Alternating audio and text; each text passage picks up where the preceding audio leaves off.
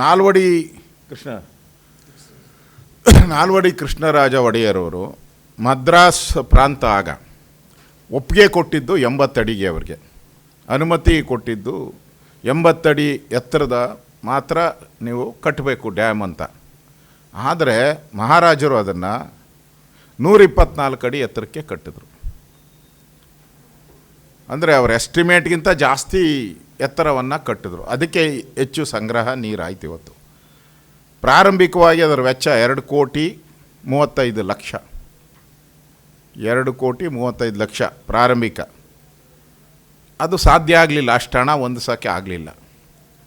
ಆಗ ಅರಮನೆಯಲ್ಲಿದ್ದಂಥ ಅವರ ಹೆಣ್ಣು ಮಕ್ಕಳ ಮೇಲಿದ್ದಂಥ ಎಲ್ಲ ಒಡವೆಗಳನ್ನು ಮೂಟೆ ಕಟ್ಟಿ 4-5 ಮೂಟೆಗಳನ್ನು ಕಟ್ಟಿ ವಜ್ರ ವೈಡೂರ್ಯಗಳನ್ನು ಅದನ್ನು ಬಾಂಬೆಯಲ್ಲಿ ಮಾರಾಟ ಮಾಡಿ ಅದರಿಂದ ಬಂದಂಥ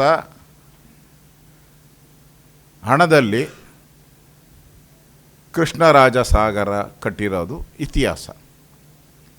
ಇದಕ್ಕೆಲ್ಲದಕ್ಕೂ ನಿಮಿಷಕ್ಕೂ ದಾಖಲೆ ಇದೆ.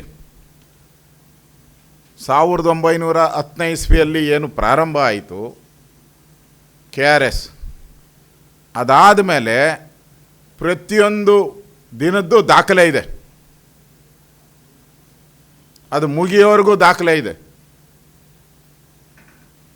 ಇದು 1799 ಇಸ್ವಿದು ಹೆಂಗೆ ಬಂತು? ಹಾಗಾದರೆ ಇವರೇ ಅದಕ್ಕೆ ಶಂಕುಸ್ಥಾಪನೆ ಮಾಡಿದರೆ ಅವತ್ತೇ ಹೆಸರಿಟ್ಕೊಂಬಿಡ್ಬೋದಾಯ್ತಲ್ಲ. ಅವತ್ತು ಯಾರೋ ಒಬ್ಬ ದಿವಾನ ಇದ್ನಲ್ಲ, ಮಿರ್ಜಾ ಇಸ್ಮಾಯಿಲ್ ಏನೋ, ಇಟ್ಕೊಂಬೋದಾಯ್ತಲ್ಲ. ಕೃಷ್ಣರಾಜ ಸಾಗರ ಅಂತ ಯಾಕಿಟ್ರು ಅಂದರೆ 112 ವರ್ಷ ಇಲ್ಲದೆ ಇದ್ದಿದ್ದ ಇದು ಏಕಾಏಕಿ ಪ್ರತ್ಯಕ್ಷ ಆಗಿದೆ. ಇದರಿಂದ ಸ್ಪಷ್ಟವಾಗಿ ಒಂದು ರೀತಿ ಪದೇ ಪದೇ ಕೃಷ್ಣರಾಜ ಒಡೆಯರವರಿಗೆ ಅಪಮಾನ ಮಾಡುವಂಥ ರಾಜಮನೆತನ, ಯಾವ ರಾಜಮನೆತನ ಇಡೀ ಹಳೆ ಮೈಸೂರಿನ ಒಂದು ಅಭಿವೃದ್ಧಿಯ ದಾರಿದೀಪ ಆಗಿತ್ತು.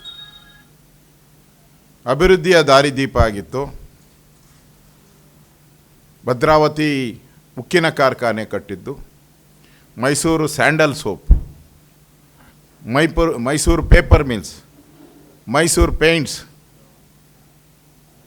ಹೀಗೆ ಸಾಲು ಅಭಿವೃದ್ಧಿ ಕಾರ್ಯಗಳನ್ನು ಮಾಡಿ ಇವತ್ತು ಹಳೆ ಮೈಸೂರು ಏನಾದರೂ ಅಭಿವೃದ್ಧಿ ಆಗಿದೆ, ಡೆವಲಪ್ಮೆಂಟ್ ಆಗಿದೆ ಅಂತ ಪದೇ ಪದೇ ವಿಧಾನಸಭೆಯಲ್ಲಿ ಹೇಳ್ತಾರಲ್ಲ. ಉತ್ತರ ಕರ್ನಾಟಕ ಅಭಿವೃದ್ಧಿ ಆಗಿಲ್ಲ, ಹಳೆ ಮೈಸೂರು ಅಭಿವೃದ್ಧಿ ಆಗಿದೆ ಅಂತ ಹೇಳ್ತಾರಲ್ಲ. ಅಲ್ಲೆಲ್ಲ ನಿಜಾಮರ ಆಡಳಿತ ಇದ್ದಿದ್ದು, ಸಾಬರ ಆಡಳಿತ ಅಲ್ಲೇ. ಇಲ್ಲಿ ನಾಲ್ವಡಿ ಕೃಷ್ಣರಾಜ ಒಡೆಯರು ಅವರ ಒಡೆಯರ ಆಡಳಿತ ಇದ್ದಿದ್ದು. ಇದರಿಂದ ಹಳೆ ಮೈಸೂರು ಇವತ್ತು ಕೈಗಾರಿಕಾ ದೃಷ್ಟಿಯಿಂದ ಅಭಿವೃದ್ಧಿಯಾಗಿದೆ. ನೀರಾವರಿಯಲ್ಲಿ ರೈತರ ಜೀವನಾಡಿಯಾಗಿದೆ.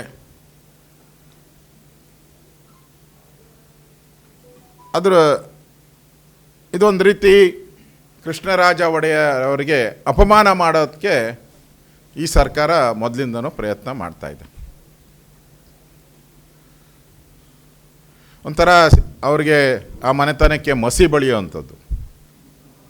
ಬಳಿಯುವಂಥ ಕೆಲಸವನ್ನು ಮಾಡ್ತಾರೆ. ಇತಿಹಾಸದಲ್ಲೇ ಕೂಡ ಮೈಸೂರಿನ ಮಹಾಶಿಲ್ಪಿ ಅಂತಲೇ ಹೆಸರಿರೋದು ಅವ್ರಿಗೆ. ಟಿಪ್ಪು ಸುಲ್ತಾನ್ಗೆ ಏನು ಹೆಸರಿದೆ? ಮತಾಂಧ. ಕೊಡಗರಲ್ಲಿ 1,00,000ಕ್ಕೂ ಹೆಚ್ಚು ಕೊಡವರನ್ನು ಮೋಸದಿಂದ ಮರಣ ಹೋಮ ಮಾಡಿದವನು. ನಮ್ಮ ಮಂಡ್ಯದ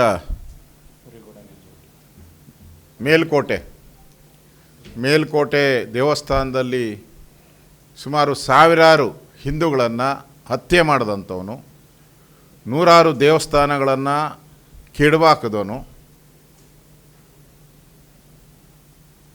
ನನಗನ್ಸುತ್ತೆ ಕಾಂಗ್ರೆಸ್ ಅವರು ಈಗ ಮೈಸೂರಿಗೆ ಬಂದಿದ್ದಾರೆ. ನಾನು ಮಾದೇವಪ್ಪನ ಕೇಳೋಕ್ಕೆ ಇಷ್ಟಿರ್ತೀನಿ, ತಾವು ಯಾವಾಗ ಬೆಂಗಳೂರಿಗೆ ಪ್ರವಾಸ ಬರ್ತೀರಾ? ಈಗ ಮೈಸೂರು ಪ್ರವಾಸ ಆಯಿತು ಅವ್ರದ್ದು.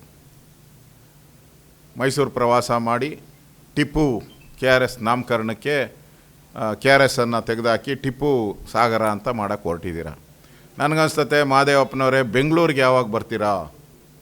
ಅಲ್ಲೂ ಟಿಪ್ಪುದು ಒಂದು 2-3 ಸಮಾಧಿಗಳು ಇರಬೇಕನ, ಅಲ್ಲೂ ಇರಬೇಕನು.